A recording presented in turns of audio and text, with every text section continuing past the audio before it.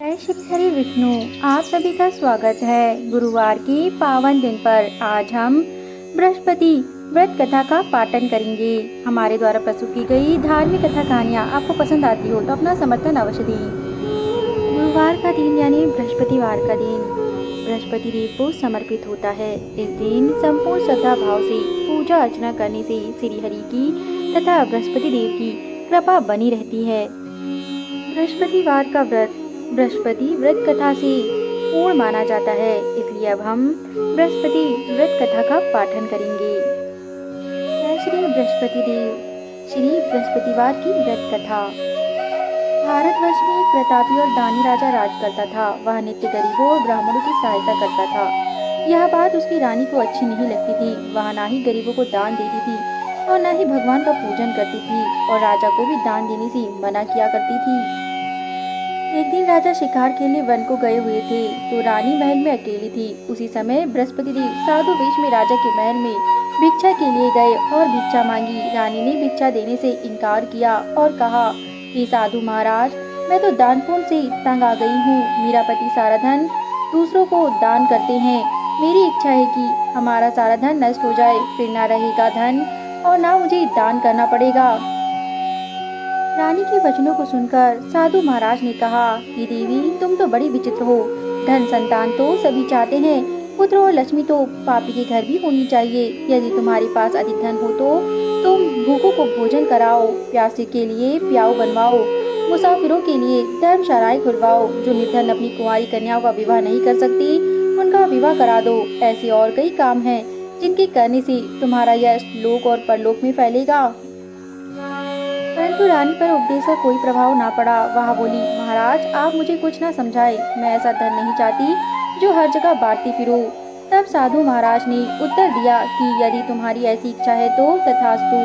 तुम ऐसा करना कि बृहस्पतिवार को घर लीपकर पीली मिट्टी से अपना सिर धोकर स्नान करना, भट्टी चढ़ाकर कपड़े धोना। ऐसा करने से आपका सारा धन नष्ट हो जाएगा। इतना कहकर साधु महाराज वहाँ से अंतर्ध्यान हो गए। साधु महाराज के कहे अनुसार बातों को पूरा करते हुए रानी को केवल 3 बृहस्पतिवार ही बीते थे कि उसकी समस्त धन संपत्ति नष्ट हो गई। भोजन के लिए राजा का परिवार भी तरसने लगा। तब एक दिन राजा ने रानी से बोला कि हे रानी, तुम यही रहो, मैं दूसरे देश को जाता हूँ, क्योंकि यहाँ पर सभी लोग मुझे जानते हैं, इसलिए मैं कोई छोटा कार्य नहीं कर सकता। ऐसा कहकर राजा परदेश चला गया। वहाँ एक जंगल से लकड़ी काट कर लाता और शहर में बेच देता। इस तरह वह अपना जीवन व्यतीत करने लगा। उधर राजा के परदेश जाते ही रानी और दासी भी दुखी रहने लगी। एक बार जब रानी और दासी को 7 दिन तक बिना भोजन के रहना पड़ा तो रानी ने अपनी दासी से कहा, हे दासी, पासी के नगर में मेरी बहन रहती है, वह बड़ी धनवान है, तू उसके पास जा और कुछ लेकर आ ताकि थोड़ी बहुत गुजर बसर हो जाए। दासी रानी की बहन के पास गई। वो दिन गुरुवार था और रानी की बहन उस समय बृहस्पतिवार की व्रत का कथा का पाठन कर रही थी। दासी ने रानी की बहन को अपनी रानी का संदेश दिया, लेकिन रानी की बड़ी बहन ने कोई उत्तर नहीं दिया। जब दासी को रानी की बड़ी बहन से कोई उत्तर नहीं मिला तो वह बहुत दुखी हुई और उसे क्रोध भी आया। तब वह दासी ने वापस आकर रानी को सारी बात बता दी। उसकी बातों को सुनकर रानी ने अपने भाग्य को कोसा। उधर रानी की बड़ी बहन ने सोचा कि मेरी बहन की दासी आई थी, परंतु मैं उससे नहीं बोली, इससे वह बहुत दुखी हुई होगी। कथा सुनकर और पूजन समाप्त करके वह अपनी बहन के घर गई और कहने लगी, हे बहन, मैं बृहस्पतिवार का व्रत कर रही थी। तुम्हारी दासी मेरे घर आई थी, परंतु जब तक कथा होती है तब तक ना उठते हैं और ना ही बोलते हैं, इसलिए मैं नहीं बोली। कहो, दासी क्यों आई थी? तब रानी बोली, बहन, तुमसे क्या छुपाऊं, हमारे घर में खाने तक को अनाज नहीं था। ऐसा कहते कहते रानी की आंखें भर आई। उसने दासी समेत पिछले 7 दिनों से भूखे रहने तक की बात अपनी बहन को विस्तार से सुना दी। रानी की बहन बोली, देखो बहन, भगवान बृहस्पति देव सबकी मनोकामना को पूर्ण करते हैं। देखो, शायद तुम्हारे घर में अनाज रखा हो। पहले तो रानी को विश्वास नहीं हुआ, पर बहन के आग्रह करने पर उसने अपनी दासी को अंदर भेजा तो उसे सचमुच अनाज से भरा एक घड़ा मिल गया। यह देखकर दासी को बड़ी हैरानी हुई। तब दासी ने रानी से कहा, हे रानी, जब हमको भोजन नहीं मिलता तो हम व्रत भी तो करते हैं, इसलिए क्यों ना इनसे व्रत और कथा की विधि पूछ ली जाए ताकि हम भी व्रत कर सके। तब रानी ने अपनी बहन से बृहस्पतिवार व्रत के बारे में पूछा। रानी ने बताया। बृहस्पतिवार के व्रत में चने की दाल और मुनक्का से विष्णु भगवान का केले की जड़ में पूजन करें, दीपक जलाएं, व्रत कथा सुने और पीला भोजन ही करें। इससे बृहस्पति देव प्रसन्न होते हैं। व्रत और पूजन विधि बताकर रानी की बहन अपने घर को लौट आई। 7 दिन के बाद जब गुरुवार आया तो रानी और दासी ने व्रत रखा। घुड़साल में जाकर चना और गुड़ लेकर आई। फिर उसे केले की जड़ तथा विष्णु भगवान का पूजन किया। अब पीला भोजन कहाँ से आए, इस बात को लेकर दोनों बहुत दुखी थे। क्योंकि उन्होंने व्रत रखा था, इसलिए बृहस्पति देव उससे प्रसन्न थे। इसलिए वे एक साधारण व्यक्ति का रूप धारण कर 2 थालों में सुंदर पीला भोजन दासी को दे गए। भोजन पाकर दासी प्रसन्न हुई और फिर रानी के साथ मिलकर भोजन को ग्रहण किया। इस प्रकार वे सभी गुरुवार को व्रत और पूजन करने लगी। बृहस्पति भगवान की कृपा से उनके पास फिर से धन संपत्ति आ गई, परंतु रानी फिर से पहले की तरह आलस्य करने लगी। तब दासी बोली, देखो रानी, तुम पहले भी इसी प्रकार आलस करती थी। तुम्हें धन रखने में कष्ट होता था, इसका कारण सभी धन नष्ट हो गया। अब जब भगवान बृहस्पति की कृपा से धन मिला है तो तुम्हें फिर से आलस होता है। रानी को समझाते हुए दासी कहती है, बड़ी मुसीबतों के बाद हमने यहाँ धन पाया है, इसलिए हमें दान पुण्य करना चाहिए। भूखे मनुष्यों को भोजन कराना चाहिए और धन को शुभ कार्यों में खर्च करना चाहिए, जिससे तुम्हारी कुल का यश बढ़ेगा, स्वर्ग की प्राप्ति होगी और पितृ प्रसन्न होंगे। दासी की बात मानकर रानी अपना धन शुभ कार्यों में खर्च करने लगी, जिससे पूरे नगर में उसका यश फैलने लगा। एक दिन राजा दुखी होकर जंगल में एक पेड़ के नीचे आसन जमाकर बैठ गया। वह अपनी दशा को याद करके व्याकुल होने लगा। बृहस्पतिवार का दिन था। एकाएक उसने देखा कि निर्जन वन में एक साधु प्रकट हुए हैं। वह साधु वेश में स्वयं बृहस्पति देव थे।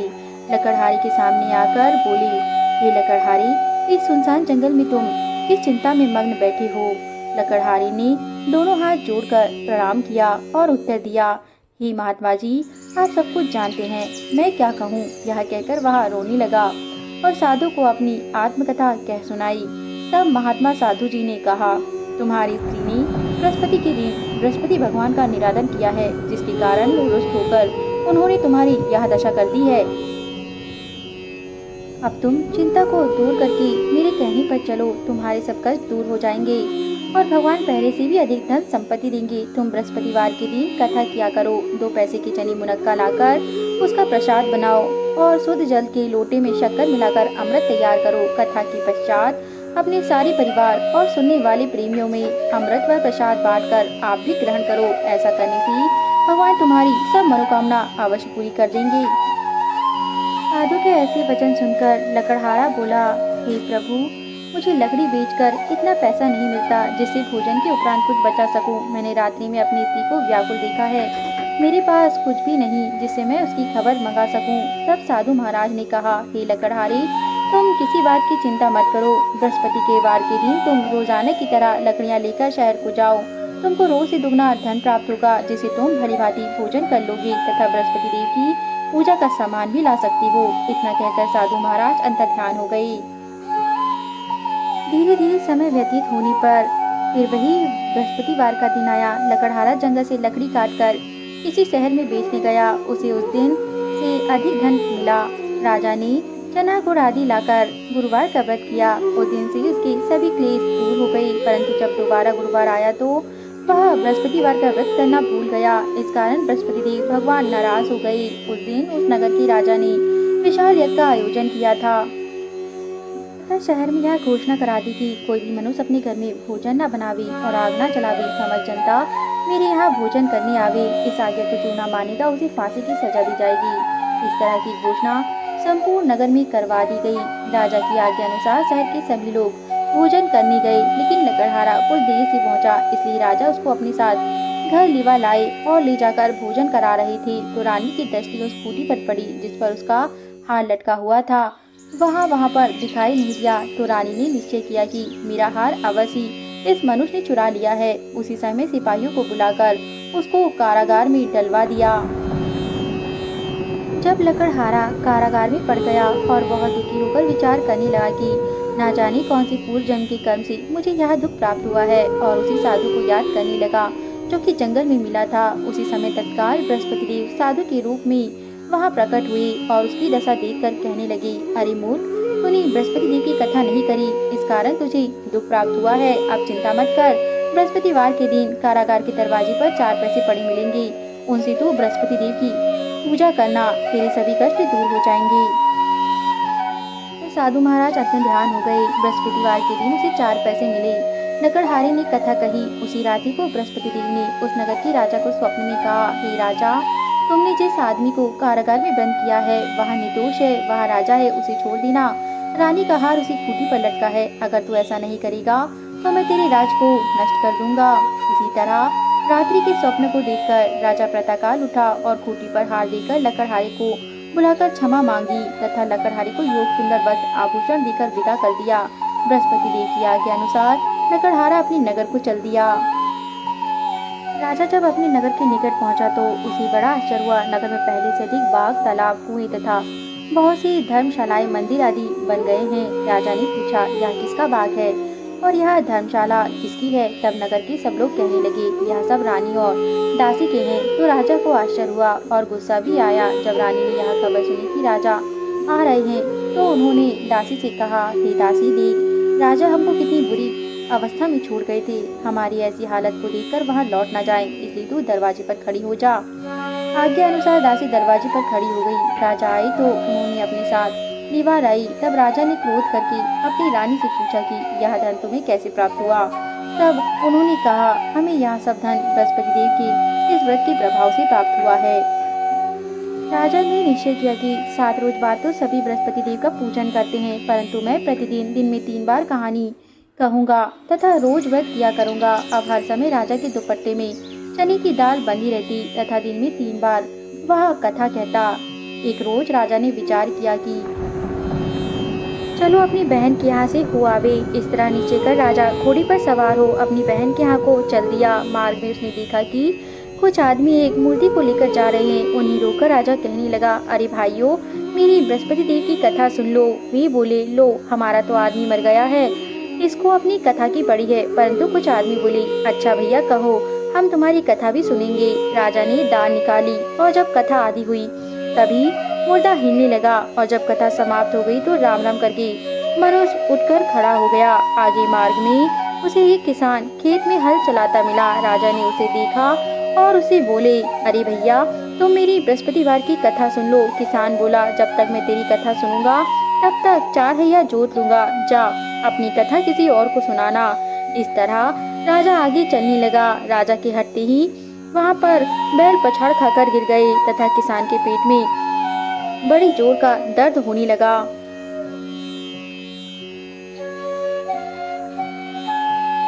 उस समय उसकी माँ रोटी लेकर आई। उसने जब यह देखा तो अपने पुत्र से सब हाल पूछा और बेटे से सभी हाल कह दिया। तो बुढ़िया दौड़ी दौड़ी उस घुड़साल के पास आ गई और उसे बोली कि मैं तेरी कथा सुनूंगी, तो अपनी कथा मेरे खेत पर ही चलकर कहना। राजा ने बुढ़िया के खेत पर जाकर कथा कही, जिसके सुनते ही वहाँ पर बैल उठ खड़ी हुई तथा किसान के पेट का दर्द भी बंद हो गया। राजा अपनी बहन के घर पहुँचा। बहन ने भाई की खूब आवभगत की। दूसरे रोज प्रातःकाल राजा जागा तो वह देखने लगा सब लोग भोजन कर रहे हैं। तब राजा ने अपनी बहन से कहा, ऐसा कोई मनुष्य है जिसने भोजन नहीं किया हो, मेरी बृहस्पतिवार की कथा सुन ले। तब बहन बोली, हे भैया, यह देश ऐसा ही है, पहले यहाँ लोग भोजन करते हैं, बाद में अन्य कार्य करते हैं। अगर कोई पड़ोस में हो तो देख आती हूँ। वह ऐसा कहकर देखने चली गई, परंतु उसे कोई ऐसा व्यक्ति नहीं मिला जिसने भोजन न किया हो। अतः वे एक कुम्हार के घर गई जिसका लड़का बीमार था। उसे मालूम हुआ कि उनके यहाँ 3 रोज से किसी ने भोजन नहीं किया। तब रानी ने अपने भाई की कथा सुनने के लिए कुम्हार से आग्रह किया। तब वह तैयार हो गया। राजा ने जाकर बृहस्पतिवार की कथा कह सुनाई, जिसको सुनकर उसका लड़का ठीक हो गया। अब तो राजा की प्रशंसा होने लगी। एक रोज राजा ने अपनी बहन से कहा, हे बहन, हम अपने घर को जाएंगे, तुम भी तैयार हो जाओ। राजा की बहन ने अपनी सास से कहा। तब सास बोली, चली जा, परंतु अपने लड़कों को मत ले जाना, क्योंकि तेरे भाई की कोई औलाद नहीं है। बहन ने अपने भाई से कहा, हे भैया, मैं तो साथ चलूंगी, पर बालक नहीं जाएंगे। तब राजा बोला, जब कोई बालक नहीं चलेगा तब तुम ही जाके क्या करोगी? तब बड़े दुखी मन से राजा अपने नगर को लौट गया। राजा ने अपनी रानी से कहा, हम निर्वंशी है, हमारा मुँह देखने का धर्म नहीं और ना कोई कार्य है। तब रानी बोली, हे प्रभु, बृहस्पति देव ने हमें सब कुछ दिया है, वह हमें अवश्य औलाद भी देंगे। उसी रात को बृहस्पति देव ने राजा से स्वप्न में दर्शन देकर कहा, कि राजा उठ, सभी सोच त्याग दे, तेरी रानी गर्भ से है। जब राजा प्रातःकाल उठा तो उसने रानी को यह बात बताई और दोनों बहुत खुश हुए। 9वें महीने में रानी के गर्भ से एक सुंदर पुत्र रत्न की प्राप्ति हुई। तब राजा बोला, हे रानी, स्त्री बिना भोजन के रह सकती है पर बिना कहे नहीं रह सकती। जब मेरी बहन आवे तुम उसे कुछ मत कहना। रानी ने हाँ कर दिया। जब राजा की बहन ने यह शुभ समाचार सुना तो वह बहुत खुश हुई तथा बधाई लेकर अपने भाई के यहाँ आई। तभी रानी ने कहा, घोड़ा चढ़कर नहीं आई, गधा चढ़ी आई। राजा की बहन बोली, भाभी, मैं इस प्रकार ना कहती तो तुम्हें औलाद कैसे मिलती। बृहस्पति देव ऐसे ही हैं, जैसी जिसकी मन में मनोकामना है सभी को पूर्ण करते हैं। जो सद्भावना पूर्वक बृहस्पतिवार का व्रत करता है एवं कथा पढ़ता है अथवा सुनाता है, दूसरों को सुनाता है, बृहस्पति देव उसकी सभी मनोकामनाओं को अवश्य पूर्ण कर देते हैं। बृहस्पति देव। श्री बृहस्पति देव की कथा। प्राचीन काल में एक ब्राह्मण रहता था। वह बहुत निर्धन था, उसकी कोई संतान नहीं थी। उसकी स्त्री बहुत मलिनता के साथ रहती थी।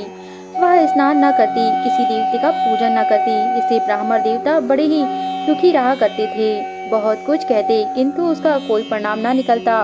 भगवान की कृपा से ब्राह्मण की स्त्री के यहाँ एक कन्या रत्न की प्राप्ति हुई। कन्या बड़ी होने लगी। प्रातः स्नान करके विष्णु भगवान का जप व बृहस्पतिवार का व्रत करने लगी। अपनी पूजन पाठ को समाप्त करके कन्या विद्यालय जाती तो अपनी मुट्ठी में जौ भर के ले जाती और पाठशाला के मार्ग में डालती जाती।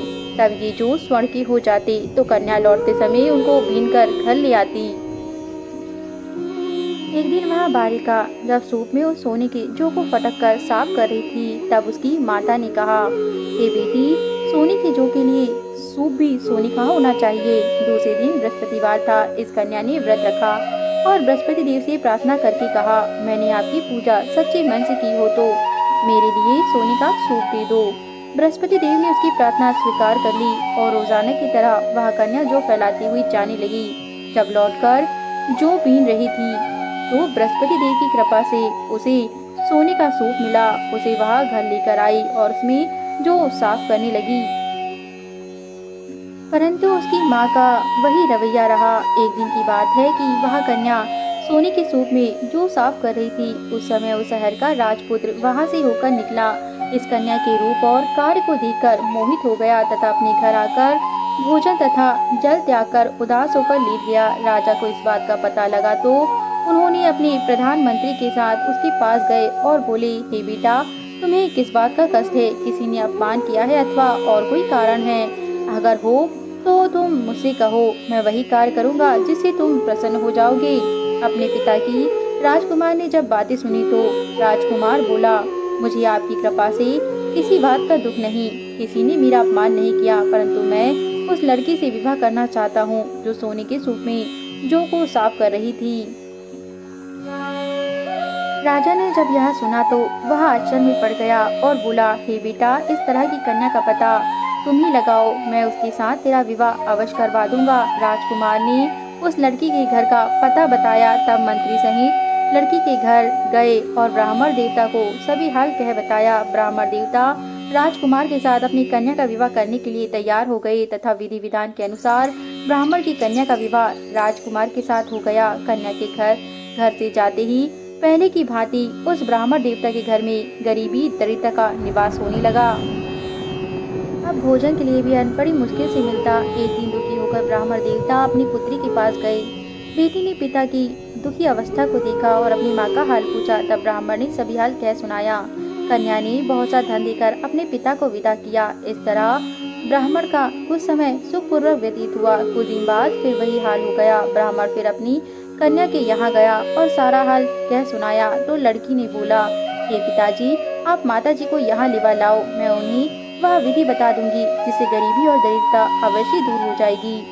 पुत्री की कई बातों को कहे अनुसार वह ब्राह्मण देवता अपनी स्त्री को साथ लेकर पुत्री के घर पहुँचे। तब कन्या अपनी माँ को समझाने लगी, हे माँ, तुम प्रातःकाल प्रथम स्नान आदि करके विष्णु भगवान का पूजन करो, तब सब दरिद्रता दूर हो जाएगी। परंतु उसकी माँ ने एक भी बात नहीं मानी और प्रातःकाल उठकर अपनी पुत्री के बच्चों की जूठन को खा लिया। इससे उसकी पुत्री को भी बहुत गुस्सा आया। तब पुत्री ने एक रात को कोठी से सभी सामान निकाल दिया और अपनी माँ को उसमें बंद कर दिया। प्रातःकाल उसे निकाला तथा स्नान आदि करा के पाठ करवाया तो उसकी माँ की बुद्धि भी ठीक हो गई और फिर प्रत्येक बृहस्पतिवार को वह व्रत रखने लगी। इस व्रत के प्रभाव से उसके माता पिता बहुत ही धनवान और पुत्रवान हो गए और बृहस्पति देव के प्रभाव से इस लोक के सभी सुखों को भोगकर स्वर्गलोक को प्राप्त हुए। जय बृहस्पति देव, जय श्री हरि विष्णु। हमारे द्वारा प्रस्तुत की गई व्रत कथाएं, धार्मिक कथा कहानियाँ अगर आपको पसंद आती हो तो हमारे YouTube चैनल को जरूर सब्सक्राइब करें और अपना समर्थन अवश्य दें। धन्यवाद।